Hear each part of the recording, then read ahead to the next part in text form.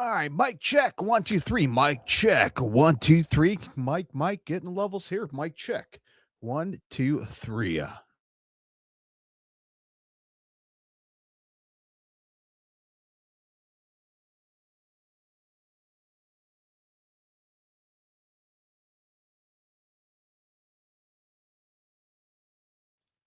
All right, broadcasting live on a Saturday night right here in the mean streets of Chicago, Illinois. GB's here of Into the Squared Circle podcast, where we talk about all things of professional wrestling.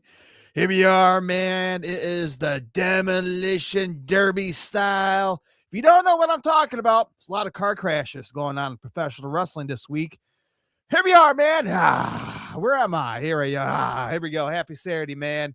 Cheers to you, man. Weekend is here, unless you're working right now. Hope you're getting paid good on the weekend. Cheers to you, man. Oh, yeah, man. It's the weekend, man. Cheers to you. Oh, cheers, man. Happy Saturday. Man, it feels good to drink a nice cold beverage on a Saturday night. Beautiful weekend here in Chicagoland area. Can't bitch about that. Anyway, man, how's everyone doing, man? We're cruising in here through a Saturday. As they talk about here on the show, Demolition Derby week in professional wrestling. Guys are T-boning each other in the parking lot. We got car doing a flip in AEW land. So lots going on in the world of professional wrestling when it comes to the car crashing and guys beating the crap out of each other. And man, it's been a crazy ass week. Chaos, right? Who doesn't like chaos in professional wrestling? Anyway, if you're watching it the very first time, watching live on Twitch, live on YouTube, and on X, give me a follow and subscribe, my friends, as always. And I highly appreciate you guys supporting the show, as always. Give me a follow and subscribe right here on social media. Also available on TikTok as well. So if you're hip, you're cool, you love TikToks, well, I'm on there as well. Into the Square Circle podcast on TikTok and YouTube Shorts as well. Of your brain can only function 2 seconds of videos. There you go. No, I'm such a dick, right? All right, let's move on here. Take the podcast to go, man. Take the podcast to go, man. It's that very simple. If you're on the go, you're on a spring break. Maybe you're on the plane. Maybe you're in the car. You need a podcast to listen to. Into the Square Circle podcast. Give me a follow, subscribe right here on Spotify, iHeartRadio, Google Podcasts, Apple Podcasts, and wherever you listen to your favorite podcasts. All you have to do is type in Into the Squared Circle podcast. That very simple, my friends, and share with your friends as always. And thank you for supporting the show. Scan the QR code right above me, and we'll take you right to the podcast. All right? Very good. All right. Before we get on with the show here, let's come back here really quickly with me. Some very sad news as of yesterday, March 20th of 2026. The wrestling world lost a legend yesterday. And I actually, with my busy schedule, I kind of found out this morning. I'm like, oh, man. So if you haven't heard about the news, last night, March the 20th, the wrestling world lost a legend.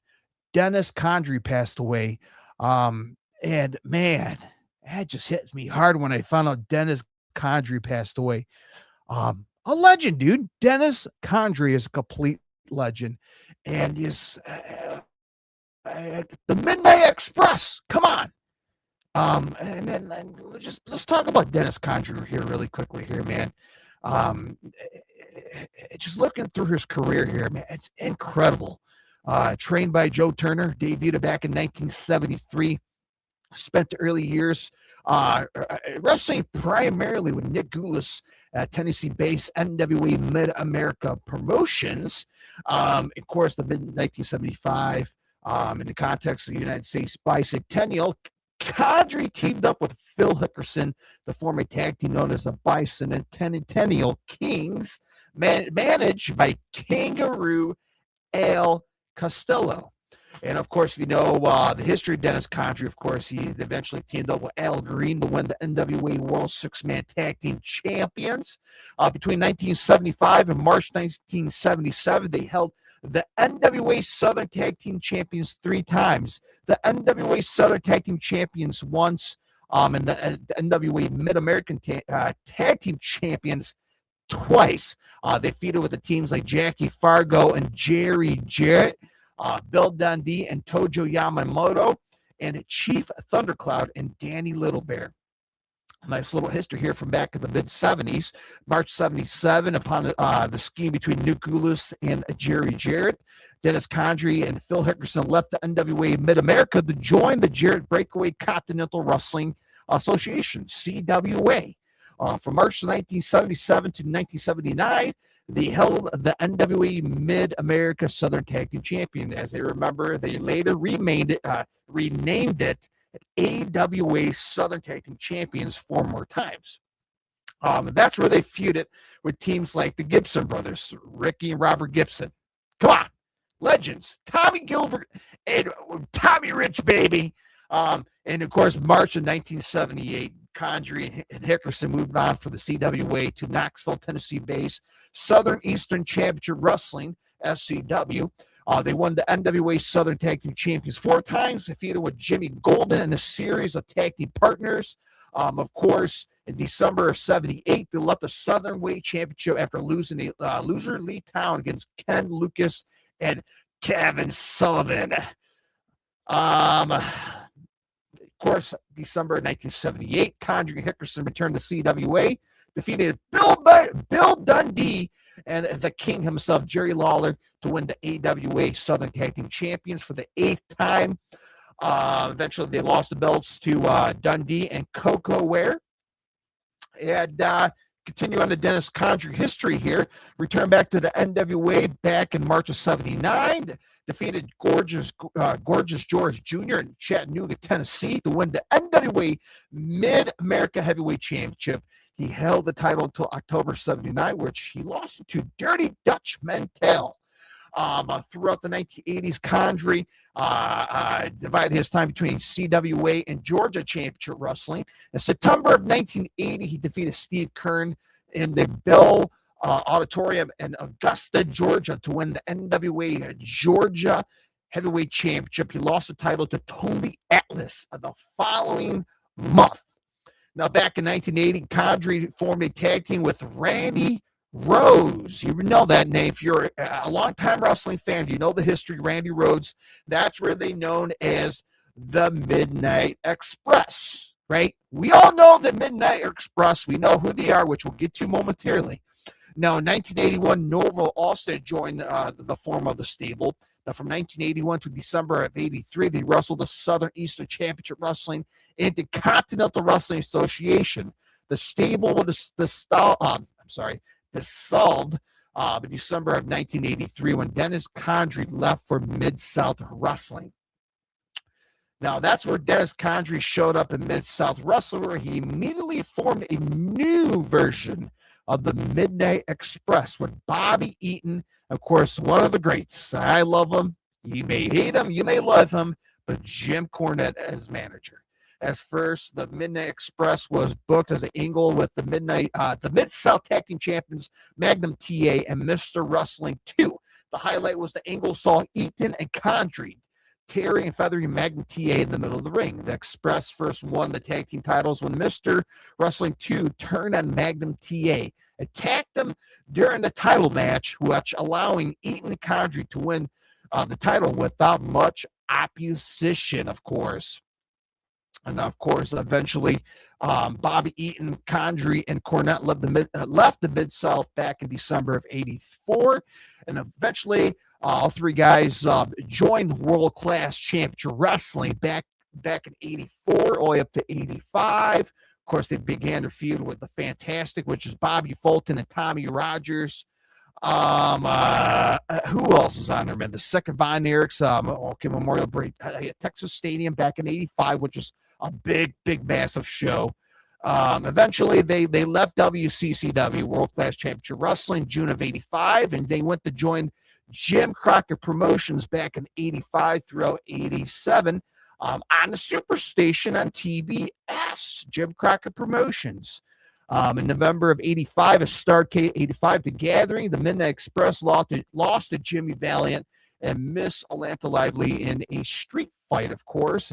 November of 85, the Midnight Express reunited the feud with the Rock and Roll Express for the NWA World Tag Team Championship, the Mid-Atlantic version, by the way. Back in February of 86, during Superstars on the Superstation. And eventually, Eaton Condrey also had a long-running feud with the New Breeds, Chris Champion and Sean Royal, as well with the Road Warriors, man. Road Warriors, Animal, and Hawk. Of course, the famous scaffold match back in Starrcade 86, the Skywalkers in November of 86, in which the Midnight Express lost. Dennis Condrey left Jim Crockett Promotions early of 87, which he left overnight, giving no notice to Jim Cornette, Eaton, or the NWA. Eventually, Dennis Condrey would reunite with his partner Randy Rose in the AWA under the manager of Paul E. Dangerously, right? Everyone know that guy, Paul Heyman. Loverboy Dennis and Ravishing Randy called himself the Midnight Express, claimed the right to the name, which they've been used by Condrey and Eaton. Later, beautiful Bobby Eaton and Sweet Stan Lane in the NWA, which they end up defeating Jerry Lawler and Bill and Don D for the AWA World Tag Team titles on October 30th, 87 in Whitewater, Wisconsin, which they'll be having a 2-month reign, losing and the titles to the returning Midnight Rockers, which was, again, Shawn Michaels and Marty Jannetty, back on December 27th of 1987 in Las Vegas, Nevada. Eventually, Dennis Condrey will end up going back to the NWA back in 88 throughout 89, of course, alongside with Randy Rhodes and Paul E. Dangerously, now call himself the original Midnight Express with Dennis Condrey, as I mentioned. Eventually, during the November 5th episode of the WCW Wrestling, Jim Cornette received an ominous phone call. The caller ridiculed Cornette over Eaton and Lane's loss for the NWA Tag Team titles to the Road Warriors back in October 29th. And Paul E. and the original Midnight Express with Dennis Condrey hit the ring to proceed and pummeled Cornette and Stan Lane, who was wrestling in a singles match. By the time Bobby Eaton showed up, it was a 3-on-1. Cornette showed up the next week on TBS carrying a blood-stained suit jacket, and the feud was on. Come on, man. That's some legend shit right there, man. The team wrestled Starrcade 88, but nothing was solved. The Midnights versus the Midnights, which was the hottest feud in the NWA for months, building up for a 6-man tag match involving the managers at the Chi-Town Rumble right here in Chicago, baby, which was featured on the WWE. At one point, it was on the WWE network of that show, and I watched a little bit, and now, again, they got rid of all the archives.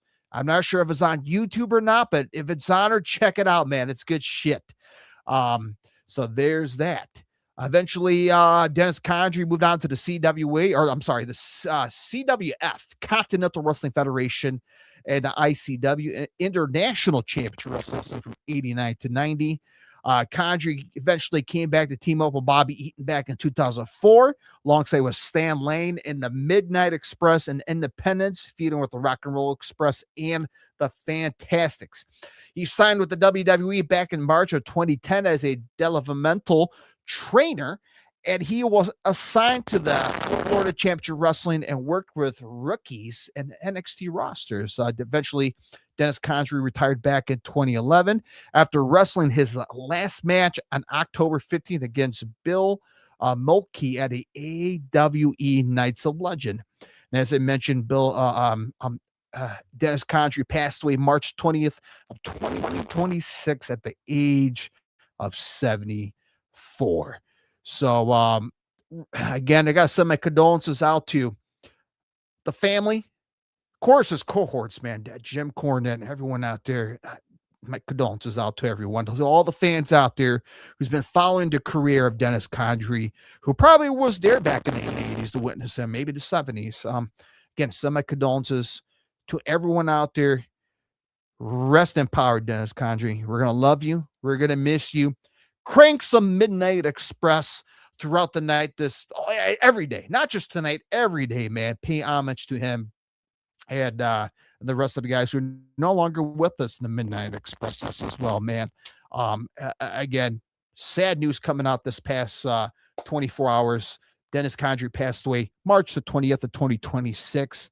Again, we're going to miss you, Dennis Condrey. Rest in peace. All right, man. So we're going to come back here really quickly here and switch gears here. We're going to head on over to what's going on throughout the week in professional wrestling, man. And chaos, man. It's been chaos in the world of professional wrestling.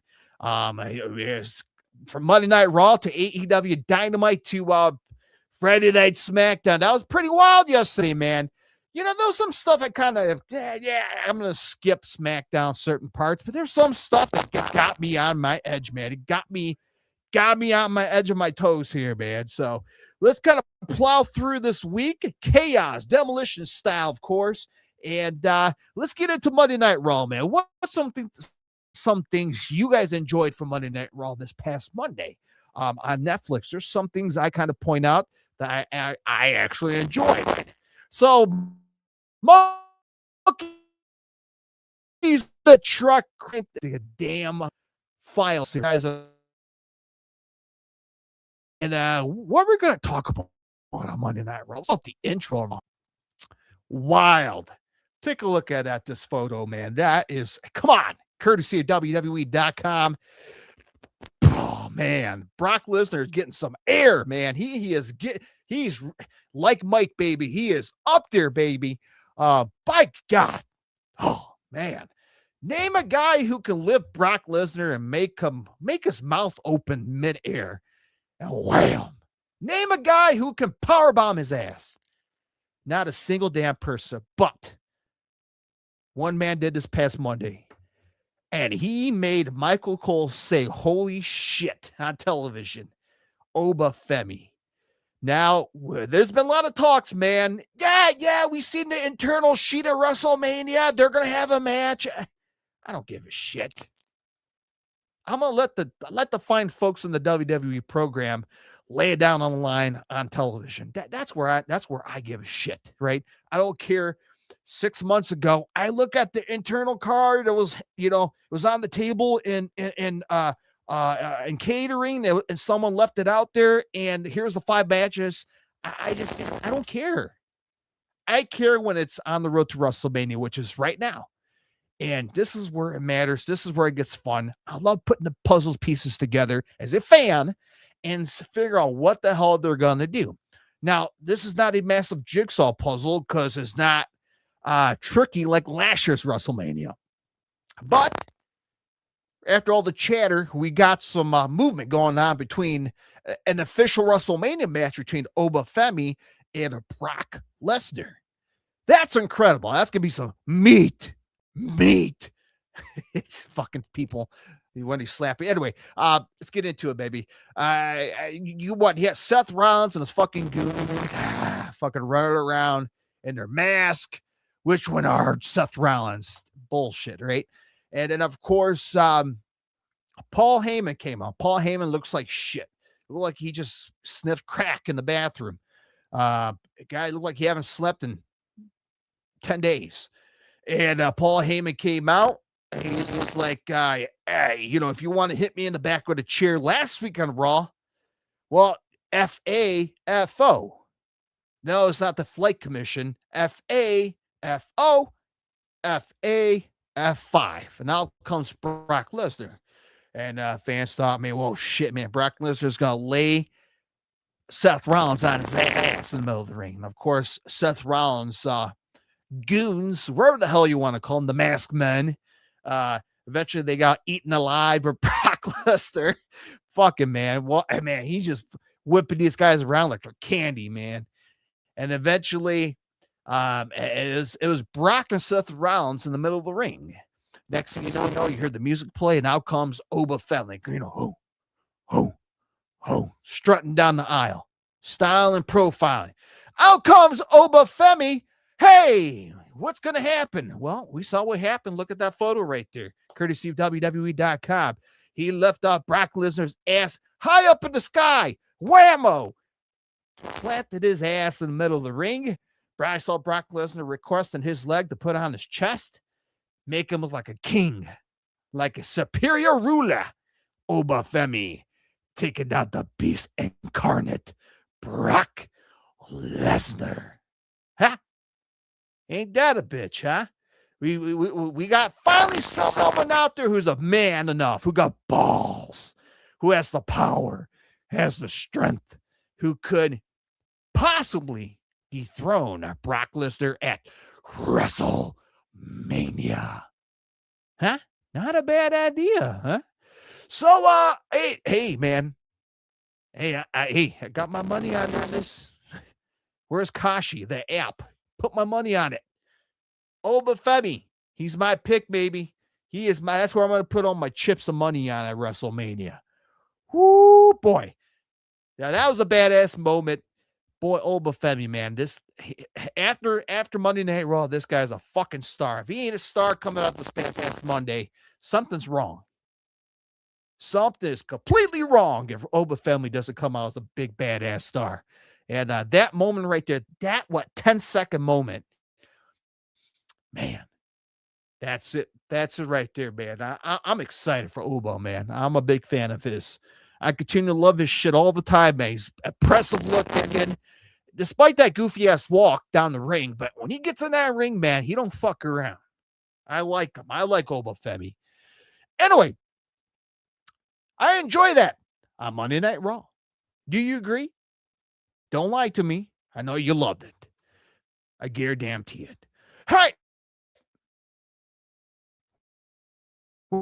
What else happened on Monday Night Raw that caught my attention? Maybe it caught your attention as well. Of Monday Night Raw.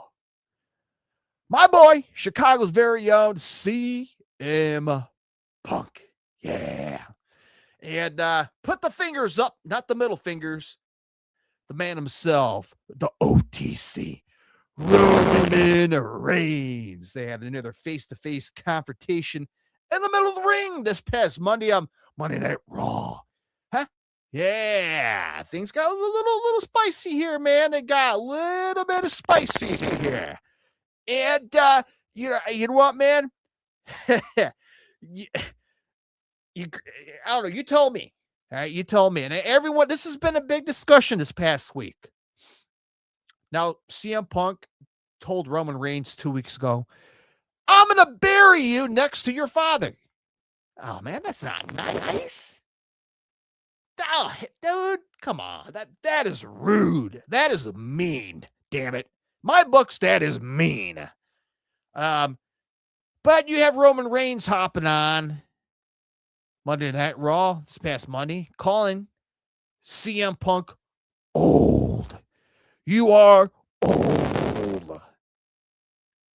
Now you're crossing the line, buddy. And guess what happened? CM Punk pie-faced Roman Reigns. He never call someone old. That's now that's really offensive right now.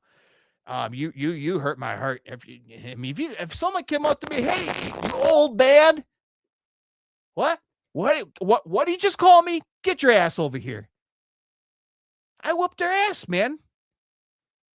Now I get it, man. It's a time tradition for wrestling. Again, I'm not a wrestler. I'm a dipshit in my basement. Hey, I'm a dipshit. I don't know anything. I'm not a know-it-all. And from hearing other wrestlers and other podcasts talking about, secret land. You call another guy old, you're going to get your ass beat. And I kind of look at that perspective. Okay, all right, I get it. And when I watched this live on Raw this past Monday, I'm like, that's it? You call me old, and I'm going to beat the shit out of you? That's it? Like, fuck you and your wife, I'm going to beat your ass up, and I'm going to take your wife and I'm going to take off with her and hop on the jet and go to Paris.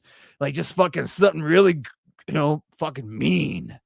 But no, you are old. I don't know. I don't know how to take it. I don't know. What do you guys think about it? Was that offensive? Will you slap the shit out of somebody if they called you old? I don't know. That's what CM Punk did. That's what happened. He put Roman Reigns on the floor. And, yeah, man. Things are a little spicy. Spicy. Where's Curry, man, when you need him? I don't know, man. What's your thoughts about it? Are you enjoying this build so far between Punk and Roman? I mean, they're the big guy. They're the biggest stars in the WWE right now. This is main event status right here for WrestleMania. It doesn't feel like a main event worthy builder. And I know we're still a few more weeks away from WrestleMania. It could still get an intense, right? Things could get changed on a dime, just like that. Anything could happen. It's WWE. It's the land of professional wrestling. It is the road to WrestleMania. Anything could happen.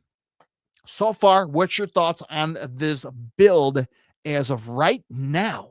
Okay, where we're standing at right now. Is it good? Is it bad? Are you looking forward to this match between Roman and Punk at WrestleMania? Does this match make you want to buy a ticket to WrestleMania? Does this match make you want to turn on WrestleMania on your television? Your thoughts, your opinions, man. It's not my opinion. It's yours as well. All right. What else happened? Anything good happen on Raw? Well, it's great to see Danhausen on Raw and SmackDown. Good shit. Seeing people starting to like him now. Huh? Who is this guy? Why? That's the gobbledygooker. Shut up. I love Danhausen, man. He is fantastic. All right. So now switching over, what's going to happen? What else is crazy happened? Demolition Derby style, huh? Well, let's move on over to, let me check my list here. Okay, we got my shit covered for Raw. Let's move on over to AEW Dynamite. Oh, boy. Now, speaking of car crashes, if you want to kick off the week with a little bit of car crashing, leave it to the man himself, Darby Allin. If you don't watch AEW, you're watching this right now. Like, what the fuck am I looking at? Well, right there on your far right on the screen, you see Darby Allin exiting from the car driver's side. The guy that's hanging out in the back of the truck, that's Gabe Kidd. You're asking, gee, why is he hanging out the back of the trunk? Why is Darby Allin crawling out of the car? Well, this match was intended to be a coffin match, all right? A coffin match in Fresno, California, between Gabe Kidd and Darby Allin. And instead of walking down the ring and having a coffin match, these guys decide they want to meet up in the parking lot. Yo, meet me up in the parking lot at 7:30 p.m. Mountain Time, where the fuck they're at. No, Western Time. So they meet each other up in the parking lot. They start beating the shit out of each other. Eventually, Darby Allin has some kind of kerosene or some kind of thing on a rag. He put on Gabe Kidd's mouth. He made Gabe Kidd pass out. Darby Allin puts Gabe Kidd in the back of the trunk, shut the door. He puts the car in reverse. He start revving up the car. And there's a dumpster. There's a makeshift ramp on the dumpster. Darby Allin hits the ramp. That car flips upside down, as you see in that picture, with Gabe Kidd in the back of the trunk. All right. And it reminds you, still have a coffin match happening. This is happening in the parking lot. Why they want to do this? Why did they want to put Gabe Kidd in the car and flip the car in the parking lot before the match? I don't know why. What's the purpose of it? These guys are batshit crazy. Eventually, Darby Allin puts Gabe Kidd on the road case, and they end up rolling his ass into the arena. And that's where they came rolling out to the ring. And ding, ding, ding, it's a coffin match. I don't know. I mean, if you had a wrestling match, I'm asking you guys, if I challenge you, right, Joe Bob that's watching live stream right now, if I challenge you to a coffin match, okay, let's break down the match, right? You go first, coming on your entrance, you come on the crowd, flex, and then I will come out next and flex, and then ding, ding, ding, we'll have a match, right? That sounds like, okay, let's get this coffin match on the roll here. But maybe they have a different plan. Hey, let's go on the parking lot. I'm going to stuff you in the trunk, and then I'm going to, I'm going to drive this car on a ramp and try to flip it. And then we'll have our match afterwards. We got ourselves a deal? Yeah, that's a great plan. Huh? I don't know. Again, I'm just a dipshit. I'm not a wrestler. I don't know. Is that a great idea to crash a car with your opponent in the trunk? Oh, it's your match. Would you do that? I wouldn't. Would I get in the trunk for anything? Now, if they gave me $1 million, maybe maybe I'll hop in the trunk. Just don't flip the car. I want to be alive to enjoy the $1 million. Anyway, now let's go back to the match. So they went back to the ring. We had a coffin match here. These guys had a what do you call those? Like the white suit. They put you in the crazy house, a straight jacket. They had the chains and all that shit out there. Eventually, both of these guys went to war. They went at it. And long story short, Darby Allin managed to put Gabe Kidd right into the coffin. By the way, this coffin was not an ordinary coffin. It's not your typical funeral coffin or a hearse. It was a big, giant wooden box with a hole on the top of it. Now, what's the hole doing on the lid? Well, use your imagination what you could do with it, especially for the guys. I don't know, man. They chose a wooden crate coffin. I don't know. Again, I don't make the rules. I'm just a dipshit in my basement talking about it. So, yeah, again, chaos. Chaos, damn it. Car crash and chaos. That's the way they do it in AEW. Hey, speaking of chaos, move on here. Whose house? Swerve's house. Swerve Strickland. Toe-to-toe with Kenny Omega. Right? Who's going to... it was at... Swerve Strickland has the number one contenders for the AEW World Champion, right? He defeated Brody King at Revolution this past weekend. And Swerve Strickland has the number one contender. Well, I guess Kenny Omega wants to come after Swerve for the number one contender. And Swerve was like, okay, if you want to come after me for the number one contender, you're just going to have to hand up your EVP status, your executive vice president role. You got to put that on the line because of if you want to face me for the number one contenders match, man, you're going to hand that role over to me and I take control of the power, or go fuck off. Those are your two options. So we'll have to wait and see if Kenny Omega, or maybe you did, I can't remember, but Kenny Omega, Swerve Strickland, EVP power ship versus the number one contenders title shot in the near future. So something interesting. I've never seen something like that before for a number one contendership. It's going to happen, I guess. Oh, Kenny Omega, potential number one contender in the future? Maybe. Because Swerve surpass and become an EV. Who knows, man? But anyway, Swerve Strickland laying down the line, laying down the challenge, and making his rules his way for the number one contenders title match somewhere down the line. Hey, speaking of championship matches, man, the AEW Dynamite. We got a tag team match all lined up for AEW's Dynasty, which is the next pay-per-view, which I was wrong. I thought it was Double or Nothing. It is Dynasty, which is in British Columbia, Canada. Coming up next in April the 12th, I believe. Right around WrestleMania time. So we got a lot of wrestling coming up next month in April. So let's take a look at the graphic here, courtesy of AEW.com. Here's the match booked for Dynasty, courtesy of AEW.com. FTR is going to put their tag team titles on the line against Christian Cage and Adam Copeland. Cage and Cope, AEW Dynasty, April 12th, Vancouver, British Columbia, Canada, for the AEW World Tag Team Champions. Of course, they closed out Dynamite this past Wednesday with a face-to-face confrontation with the Young Bucks. Now, of course, the Young Bucks lost their chance to win the titles. They still want to come back and get it, right? We're not losers. We're going to come back, and we want them. And of course, Adam Copeland, Christian Cage came out, and they're like, hey, we respect you guys. We give you all the rosers, give you all the props of who you guys are, but you guys have to get back on the line, right? This is our chance to get the AEW World Tag Team Champions. See right there on that photo, courtesy of AEW.com. And they made it very clear to the Young Bucks that, hey, man, this is our time. This is our moment. This is our championship opportunity. We have Dynasty April 12th, and that's our opportunity.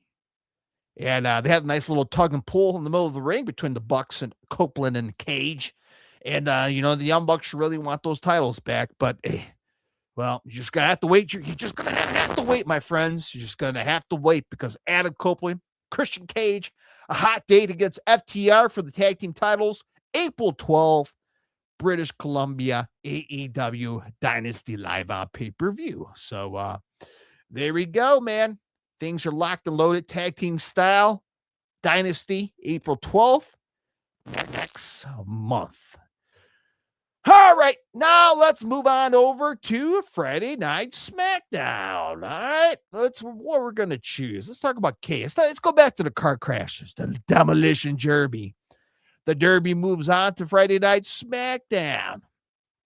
Of course, in the parking lot at SmackDown, a nice fine ass of Drew McIntyre you see right there, courtesy of WWE.com, pulling Jacob Fatu out of the the front window of a car. And it's hard to tell in this car, but Drew McIntyre allegedly T-boned Jacob Fatu, which caused a car crash. All the windows are busted. You can see the big dent on the side of the driver's door. And Drew McIntyre managed to pull Jacob Fatu through the front window, all busted up. Now, I don't see an airbag. I don't see a seatbelt all jacked up. I don't see Jacob Fatu unconscious. So I don't know. Is that really a car crash? I mean, what I'll say, knock on wood, I've never been in a serious car crash. I've been to a couple fender benders. Well, okay, pay attention, motherfucker. I've been in few, fender benders. Man, they're fucking neck jerkers sometimes. And look, man, and knock on wood, I've never been through a T-bone serious car crash in the middle of an intersection. I hope I don't ever. And I hope nobody does. But you'd think it'd be a little bit more serious, right? Jacob Fatu just laying there with his head down, fake blood, and Jacob Fatu, I don't know. Anyway, Drew McIntyre managed to pull him out, and these guys are beating the shit out of each other, right? You got 500 guys rolling out there trying to stop them. Eventually, later on the night, they were fighting backstage. And, of course, they continue on towards the end of the night, which we'll talk about it momentarily. So, chaos, car crash, Demolition Derby, Friday Night SmackDown, chaos. Who doesn't like chaos in wrestling, right? Right. All right. Friday Night SmackDown, chaos still continues. Damian Priest. I got too much crap on here, man. Let me remove some stuff here really quickly here so I can put some more photos on here. So what happened on SmackDown? Damian Priest, Drew, R-Truth.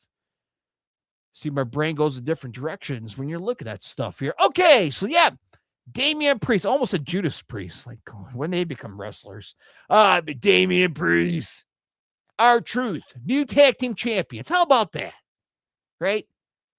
We finally got something going with R-Truth. It took them a couple months to figure out what the hell they're going to do with them. We got something here.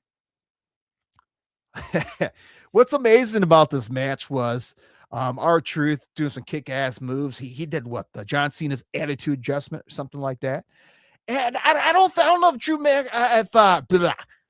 Damian Priest, was he aware of he was going to win the titles or not?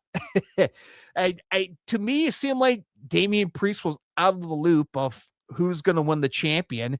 And when R-Truth won the title, Damian Priest had the legit surprise happy face.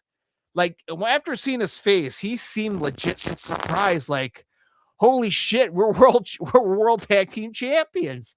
Like, like the Triple H kept this like quiet between both guys, and hey, R-Truth, go out there, do not tell Damian Priest the finish, and get the pin and have a legit surprise for Damian Priest. Like, I don't know, man. I think after that ending of the match, just that big ass grin and that surprise face and the happiness, he's like, oh my God, we're the tag team champions. Yeah.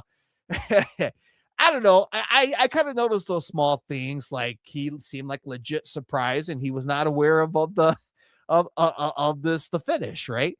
And hey, God bless them. They're the new tag team champions. Good for them. I'm happy for Damian Priest. I'm happy for R-Truth. Congrats to both guys. New world tag team champions, man. That is awesome. And yeah, man. Hopefully they go to WrestleMania as tag team champions all the way, right? Got to go all the way. So pretty damn cool. Speaking of pretty damn cool, Randy Orton, that son of a bitch, man, double crossing the fans again. What's wrong with him? Well, what's wrong with him? Well, guess what? Look at this photo, courtesy of WWE.com. Man, a straight up field goal right between Matt Katona. Well, after no nuts, it could be Matt Katona. Matt Cardona's well, got no mas huevos between his legs. And hopefully his wife is not planning anything special last night because whoo, boy, they probably went right up the throat after getting kicked in the nuts. Damn it. Yeah, better. He smashed his hands, so he can't do anything else with his wife later on with those hands. God damn it, Randy Orton, man. If you watch SmackDown, you saw Randy Orton slap the piss out of Matt Cardona backstage. Of course, Matt Cardona stopped Randy Orton.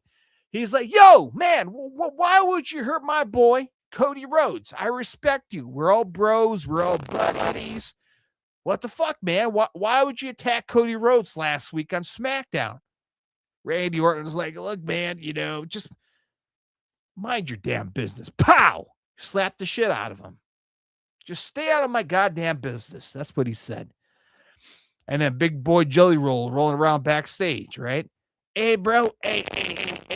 What happened to the Randy Orton, the father? The husband, the good guy, right? The happy guy. What happened to that guy? Right? And of course, Randy Orton made it very clear in the ring. He told the reason why he did what he did, right? He was happy to shake the baby, sign the babies, hold the babies, fucking love the wives, and, hand out candy and be a great guy. But sometimes being happy feels empty inside. And that's what he did. He's coming for the world champion because he has voices. I got voices in my head. I think I'm ready for American Idol, folks. I think I'm ready. Anyway, Randy Orton, man, got some demons going on the old cranium up here. Or maybe somebody's talking to him throughout the old ear canal on the phone here, somewhere up higher. And anyway, Jelly Roll told Randy Orton, like, you better go out there and apologize to Matt Cardona after slapping the piss out of him backstage. So Randy Orton calls out Matt Cardona towards the end of SmackDown. Hey, man, come on out. I just want to say something to you. All right. Out comes Matt Cardona. And, of course, typical Randy Orton. Hey, man, I apologize for doing what I did. Give me a hug. He gave him a hug. They shook hands.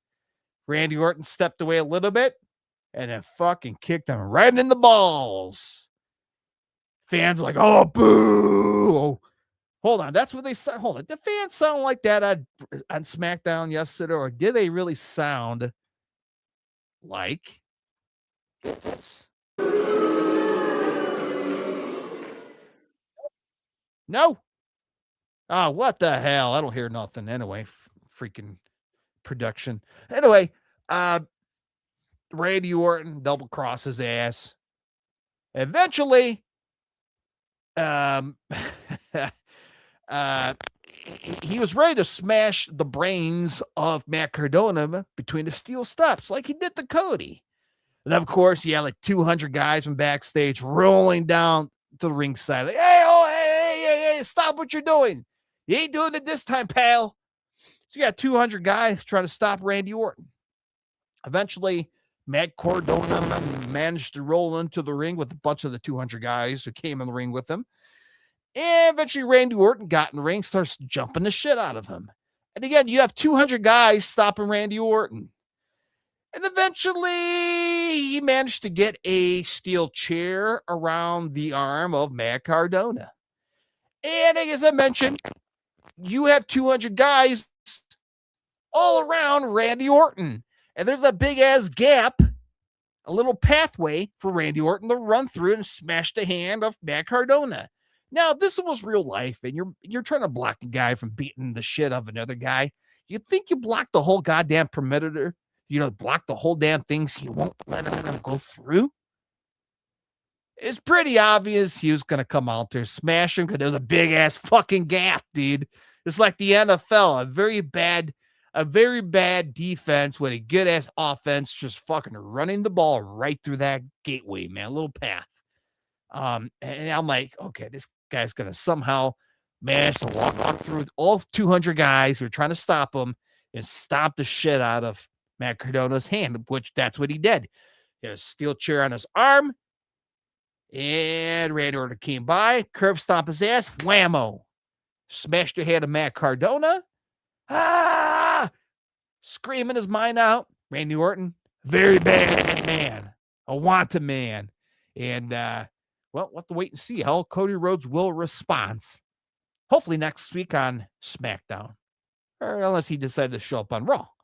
Anyway, chaos in professional wrestling. All right, move on next here. By the way, cheers to you on a Saturday night. All right. Trying to finish off my Guinness St. Patrick's beer here, man. I gotta get it out of my fridge. All right. Speaking of chaos, go back to the very beginning. Jacob Fatu, Drew McIntyre. They closed out Friday Night SmackDown. Remember, they were in the parking lot, beating the shit out of each other. They were backstage, beating the shit out of each other. I think they were out in the ring. And now, all of a sudden, these guys are on the other side of the fence you see right here on the photo. They're on some fucking building on a platform, beating the shit out of each other. And then both of them fell off the platform. Who knows where they went to? Maybe they went through a Mario tunnel. Maybe they went through the straight to gates of hell. Maybe they went through a pool. Maybe there is a big padding out there. Maybe they just landed right into a limo and they took off. Who knows where they went to? But all we saw was we got Tim the Two-Man Taylor's neighbor. What's his name? Heidi Ho neighbor looking over to the fence, and you see Drew McIntyre and Jacob Fatu fall into obscurity, and SmackDown goes off in the air. Yeah, just like that. SmackDown went off in the air. So Matt Cardona get kicks to the nuts. He breaks his arm from Randy Orton. And then Jacob Fatu and Drew McIntyre falls off this platform, and we never see him again. And all these 200 guys, including all this, oh my God, oh. And SmackDown goes off the air. All right. Okay. This is how we end SmackDown. Chaos. Demolition. Hope Drew McIntyre and Jacob Fatu is okay. Anyway, man, chaos and professional wrestling. You gotta love pro wrestling, right? You never know what you're gonna expect, man. I'm afraid of what next week's gonna be. God damn, man. I'm excited for next week. What's some stupid shit they're gonna have next week? Anyway, there we go. Chaos, demolition, psycho, in the world of professional wrestling. All right, let's come back to me here. Let's get rid of this shit here. Let's move on. And damn near closing 50 minutes here. Thank you very much for watching. If you're a first-time viewer right here on the show, give me a follow and subscribe on YouTube, X, on Twitch as well, into the Squared Circle Podcast. Give me a follow and subscribe on social media. Also on TikTok as well, Instagram. You know the drill, right?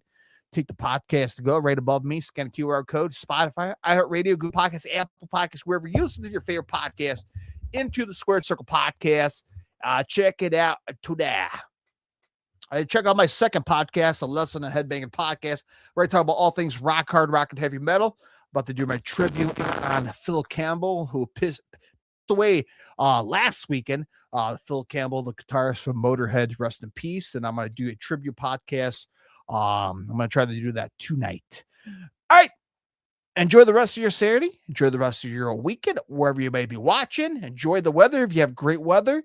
And if not, well, hope you see your happy asses here next weekend as we report for the another crazy ass week in the world of professional wrestling, right? On the road to WrestleMania, on the road to AEW Dynasty.